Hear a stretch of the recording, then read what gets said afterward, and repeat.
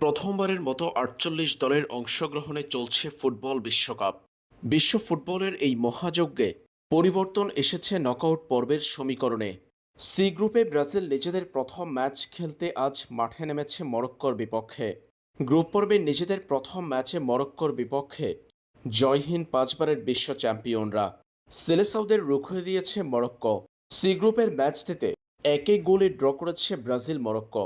অন্যদিকে একই দিন মাঠে নেমেছে স্কটল্যান্ড হাইতি। সি গ্রুপের অপর ম্যাচে হাইতিকে ১-০ গোলে হারিয়েছে স্কটল্যান্ড। বর্তমানে সি গ্রুপের পয়েন্ট টেবিলে ৩ নম্বর পজিশনে আছে ব্রাজিল। ব্রাজিলের অর্জন ১ পয়েন্ট। ব্রাজিলের উপরে আছে মরক্কো, তাদের অর্জন ১ পয়েন্ট। সি গ্রুপের সবার উপরে আছে স্কটল্যান্ড ৩ পয়েন্ট নিয়ে। প্রথম ম্যাচে জয়হীন থাকায় হাতে থাকা পরবর্তী ২ ম্যাচে স্কটল্যান্ড ও হাইতির বিপক্ষে কী করতে হবে সেলেসাউদের? ব্রাজিলের সামনে শেষ ৩২-এ যাওয়ার কী সমীকরণ? প্রথম ম্যাচে পয়েন্ট হারানোর পর ব্রাজিল ভক্তদের মনে এমন প্রশ্ন।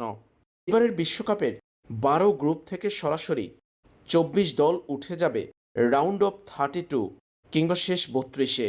১২ গ্রুপের গ্রুপ চ্যাম্পিয়ন ও রানার্স আপ নিশ্চিত করবে নকআউট পর্ব। সেই ক্ষেত্রে নকআউট পর্বের প্রথম ২৪ দল হবে এভাবে। বাকি ৮ দল আসবে গ্রুপের সেরা তৃতীয় পজিশনে থাকা দলগুলো থেকে। ১২ গ্রুপের মধ্যে গ্রুপ পর্বে ৩ নম্বর পজিশনে থাকা দলগুলো থেকে সেরা ৮ দল বাছাই করা হবে। গোলসহ বিভিন্ন মানদণ্ডের উপর ভিত্তি করে বাছাই করা হবে তা।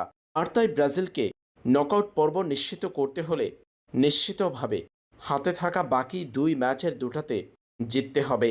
নিশ্চিতভাবে ব্রাজিলকে নকআউট পর্বে যেতে হলে সি গ্রুপের গ্রুপ ম্যাচ শেষে প্রথম কিংবা দ্বিতীয় দলের মধ্যে থাকতে হবে। আর যদি ব্রাজিল তৃতীয় দল হয় গ্রুপে, সেই ক্ষেত্রে গোল ব্যবধানের উপর ভিত্তি করে তাকিয়ে থাকতে হবে ১২ গ্রুপের সেরা ৮ দলের সমীকরণের উপর। কারণ সেই ৮ দলের মধ্যে গোল ব্যবধানে এগিয়ে থাকলে ব্রাজিলের জায়গা হবে নকআউট পর্বে।